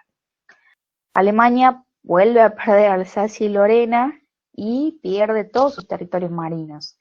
Así que Francia vuelve a recuperar Alsacia y Lorena por un tiempito nada más, porque sabemos que le vuelve a quitar a Alemania en la Segunda Guerra Mundial. Y en cuanto a lo que serían las consecuencias ideológicas, hay una crisis de conciencia en la sociedad. Se cuestiona si los modelos políticos, sociales y económicos del siglo que rigieron durante el fines del siglo XIX y siglo XX, vieron que vimos nacionalismo, que vimos romanticismo, socialismo y demás, realmente son buenos, porque nada que sea bueno puede llevar a una guerra. Y por supuesto que también se cuestionan esto del imperialismo y este europeocentrista, esta ideología en donde todo gira en torno a Europa, va a estar en juicio, se va a poner en tela de juicio, se va a cuestionar, sobre todo por los pueblos colonizados que quieren ser independientes, o sea, todo Francia, Gran Bretaña, que vimos que toman, por ejemplo, África y demás. Todas estas potencias imperialistas van a ser cuestionadas ahora por todos los territorios dominados porque quieren ser independientes, ¿sí? Y bueno, se va a conformar en esta ideología lo que les vengo mencionando y que les voy a mencionar mucho porque es una de las causas sin duda que conforman la Segunda Guerra Mundial, el nacionalismo radical, exacerbante, que tiene que ver con el revanchismo, ¿sí?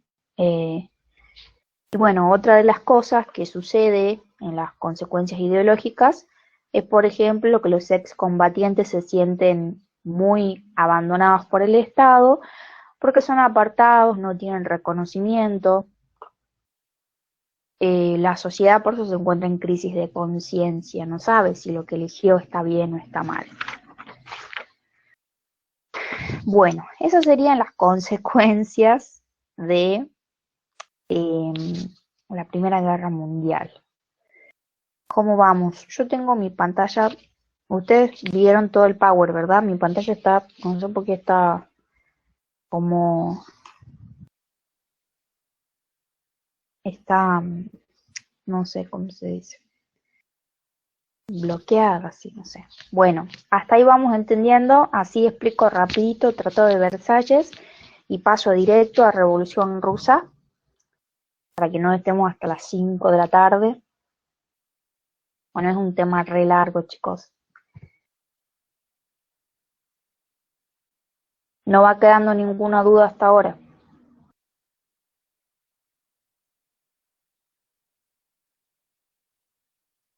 Así sigo. Sigo entonces.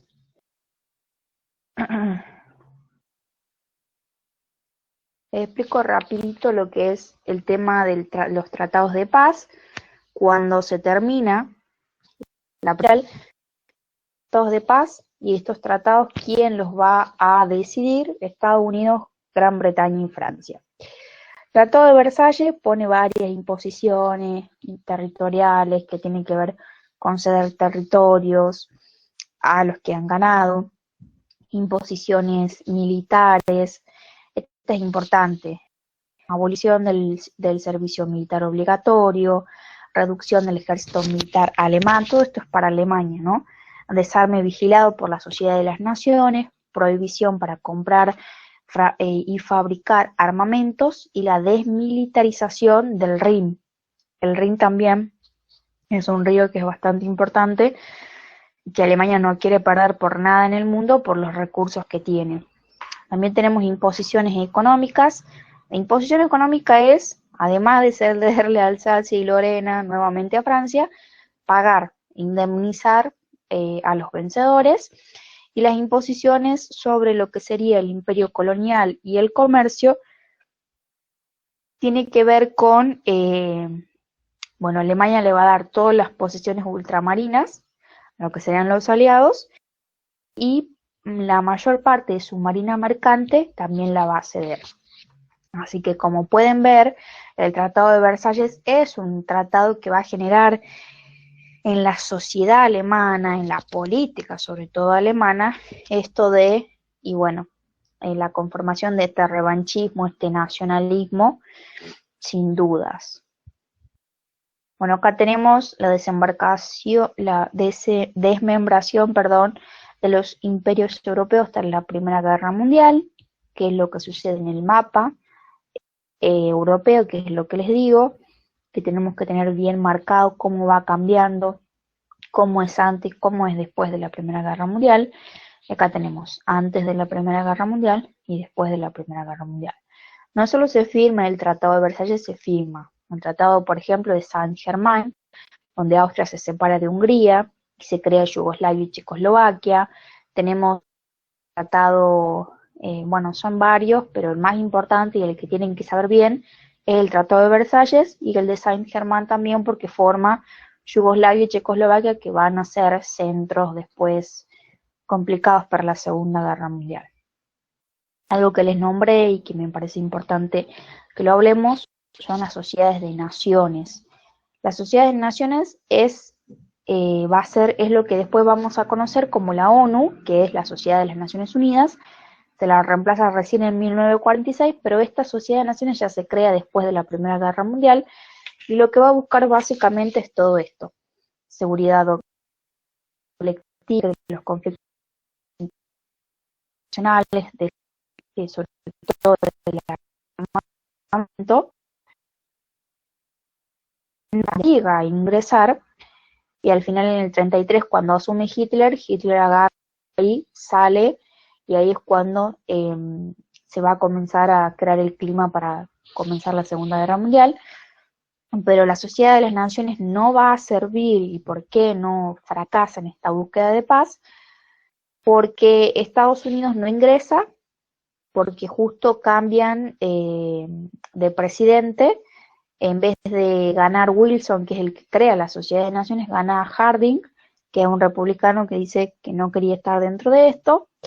Además de eso, también tenemos que no hay medios económicos de las sociedades de naciones, no hay medios para cumplir las resoluciones, y le falta implicancia, o sea que los que lo crearon, Francia, Gran Bretaña y demás, Estados Unidos, se busquen que realmente que por ejemplo Alemania no está creando armamentos y demás. Todo eso que no puede hacer. Pero bueno, la Sociedad de Naciones es importante porque después se conforma como sociedades como lo que sería la ONU, ¿sí? Bueno, vamos a ir rapidito con la Revolución Rusa. Esto que ustedes ven acá son unos cuadros que yo les puse para ayudarlos, ¿sí?, con el estudio de la Revolución Rusa, pero más adelante va a estar la explicación más que nada de los textos que yo les di.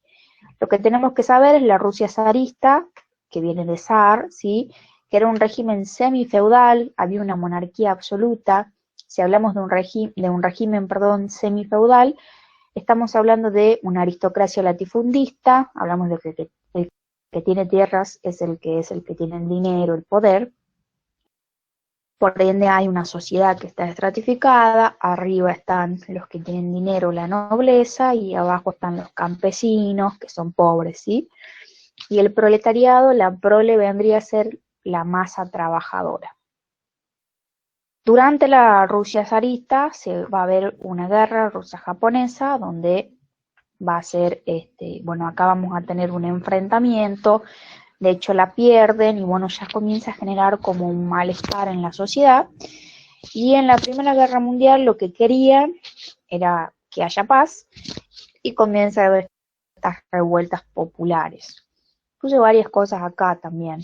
Las principales fuerzas políticas protagonistas del proceso revolucionario durante lo que sea la Revolución Rusa.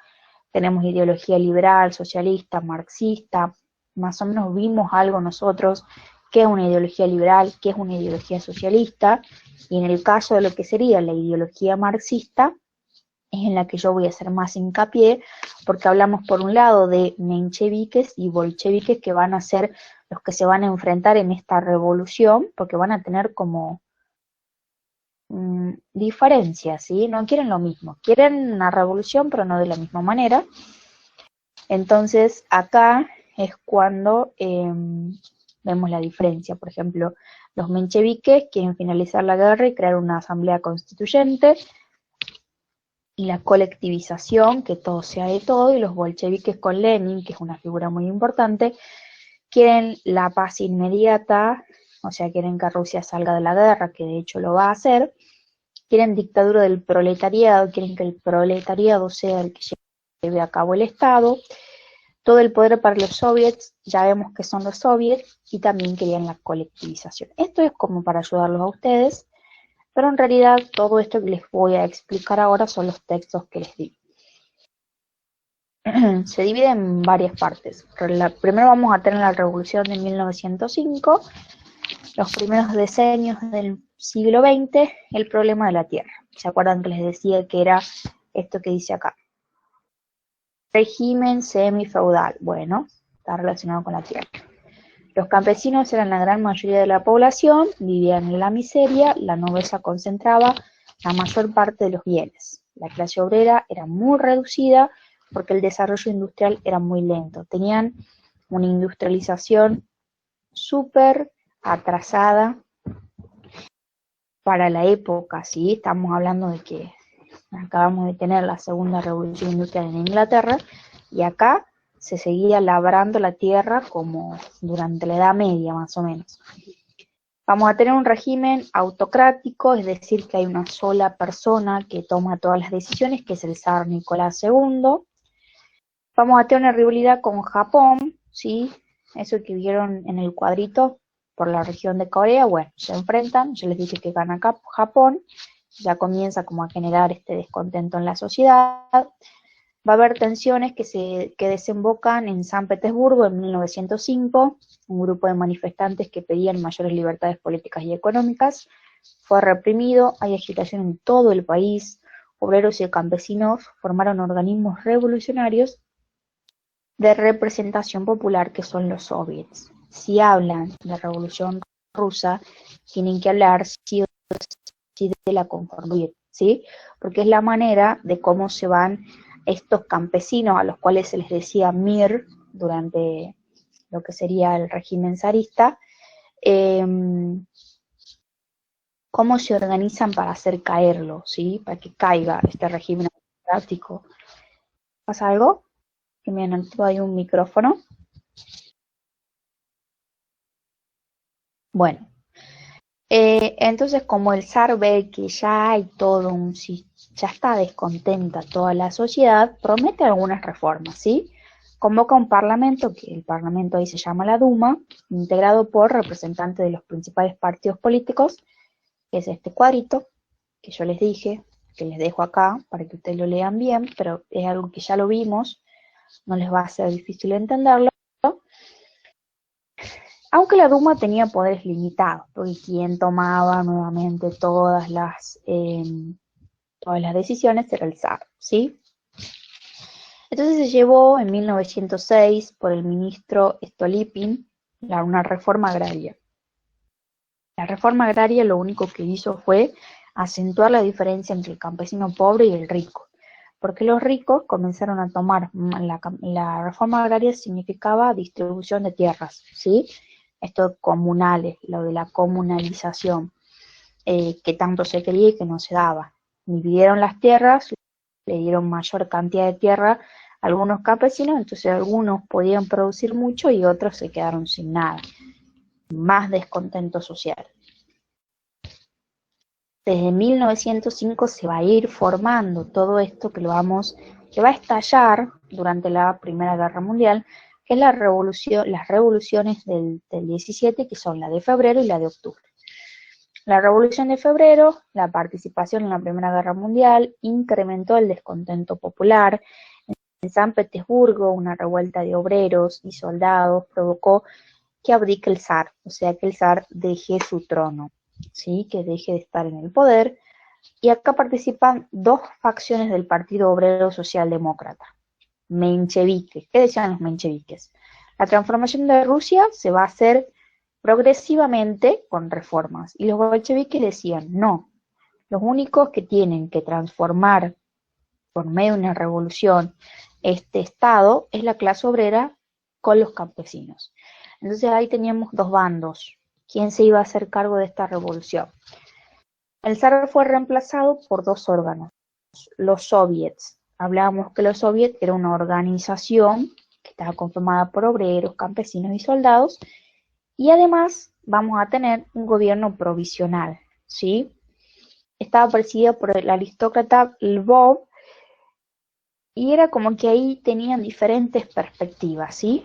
Entonces, promover el desarrollo del liberalismo político y económico era lo que tenía como objetivo este gobierno, pero sin duda esto no prospera, se lo va a reemplazar, se lo va a colocar a Kerensky, que también va a durar poquito.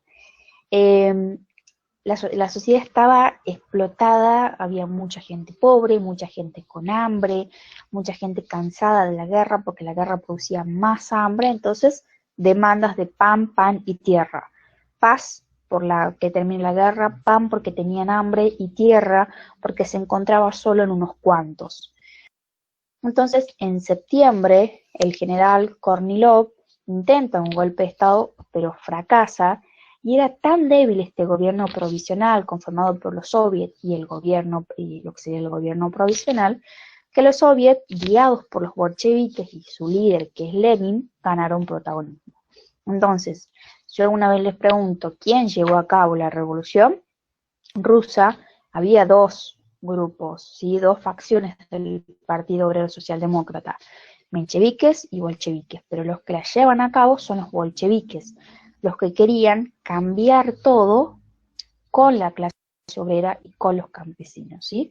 No querían reformas de a poquito, querían todo ya, querían sacar ese Estado que los oprimía y que hacía tanta diferenciación.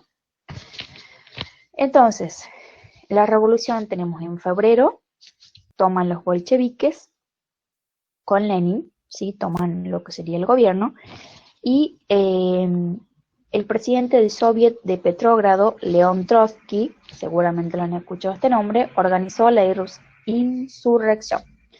El 25 del 10 del 17, los soldados revolucionarios y los guardias rojos, que son las milicias obreras armadas, toman el Palacio de Invierno, que es la sede del gobierno, lo que para nosotros acá es la casa de gobierno, para allí lo es el Palacio de Invierno. ¿Qué hace Lenin? Encabeza de nuevo un gobierno revolucionario, y lo primero que hace es retirarse de la guerra, ¿sí? Y firmar con Alemania una paz separada, ¿sí? Entonces ahí es cuando surge este tratado de Brest-Litovsk, que yo les hablaba, de Brest-Litovsk, o Litovsk está bien dicho, firmada con las potencias centrales, en donde Rusia renuncia a Livonia, Curlandia, Lituania, Estonia y Polonia. Reconoce a Francia y Ucrania como estados independientes y les dice que a todos los deben pagar las reparaciones correspondientes. Recuerden que las potencias centrales hablamos, por ejemplo, de Alemania, ¿sí? Entonces, ¿quién va a tomar el poder acá? Lo toma nuevamente Lenin, por ende lo van a tomar nuevamente los bolcheviques. Quieren sacar y terminar la participación de Rusia en la guerra, porque hay temas mucho más importantes en su estado, como el hambre, como las desigualdades sociales, ¿sí?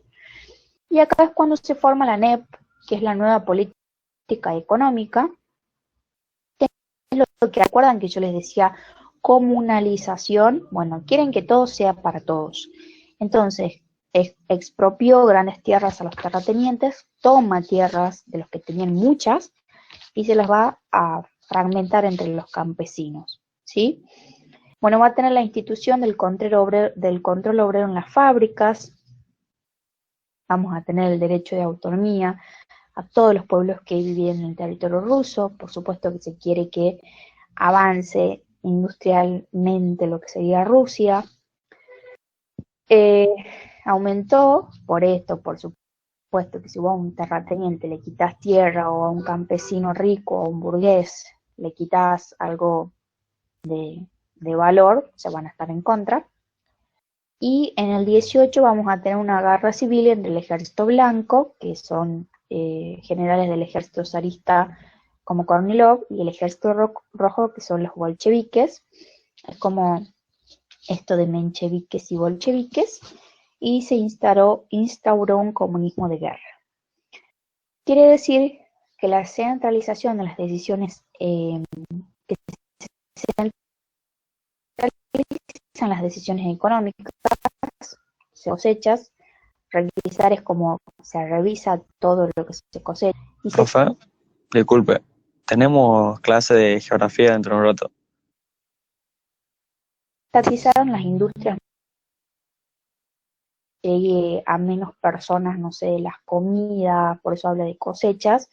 Entonces, de alguna manera, esto no van a querer para nada que... Profe, ¿me escucha? sí, sí, Tenemos clase de geografía dentro de un rato. ya tienen. Bueno, Se, eso es todo lo que me queda. bueno, Queda esto y lo otro ya lo ven ustedes. Son como para ayudarlos nada más. Lo termino y terminamos la clase. Se nos ha ido un poquito larga, ya vamos a hacer seguidas para que no sea tan largo.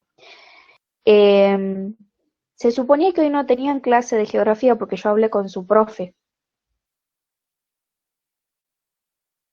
Pero bueno, les termino de explicar esto.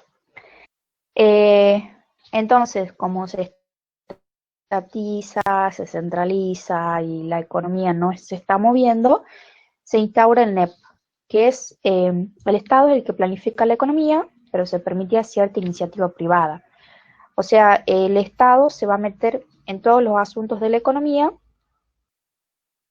y un poquito va a haber de producción privada. Entonces acá, nuevamente el NEP, que es la nueva política económica, va a generar problemáticas con lo que sería con algún sector de la sociedad, porque si no dejas que los privados produzcan, iba a haber problemas. Finalmente, en el 22 se constituye la Unión de Repúblicas Socialistas Soviéticas, que es la URSS, y bueno, que va a durar hasta el 91 más o menos, y vamos a tener diferentes gobernantes, como por ejemplo Gorbachev, y van a tener ahí sus características que ustedes van a tener que estudiar. Todo esto que les dejo acá son ayuditas, ayudas memorias, para que los ayude a la hora de estudiar la Revolución Rusa. Les dejo también más caracterización de Lenin. Estaría bueno que hablen sobre él en el diario o en lo que elijan a la hora de hablar sobre la Revolución Rusa. Y cuál es la importancia de la creación de la URSS. Lenin, Stalin, Gorbachev, son varios que van a tener como características diferentes, pero van a ser conformadores de la URSS. Así que bueno. Bueno, y acá está cómo estaba conformada la URSS por todos los territorios que luego se van a independizar después de la Segunda Guerra Mundial, que van a ser países, ¿sí? Bueno, acá, muchas gracias por su atención. Cualquier duda, les preguntan al profe, y yo soy Homero que se está yendo para dentro del Libustream para no contestarles ninguna duda, pues ya me cansé de hablar, y porque ustedes tienen geografía. Así que bueno, no había leído todo esto. Ya estamos, ya tienen clase de geografía. Si tienen alguna duda, me mandan al mail institucional que les dejé. Yo les voy a subir este Power, pero más o menos se entendió el concepto de todo. Me mandan las dudas que tengan, me las mandan o por mensajería interna o me las mandan a mi a lo que sería mi correo. Pero bueno, chicos, es lo que puedo hacer. Me quedé sin voz de tanto hablar. De nada. Bueno, nos vemos. Ya les creo que el 24 vamos a volver a tener otra clase. Así que nos vemos. Pueden ir saliendo si quieren. Y perdón que los haya hecho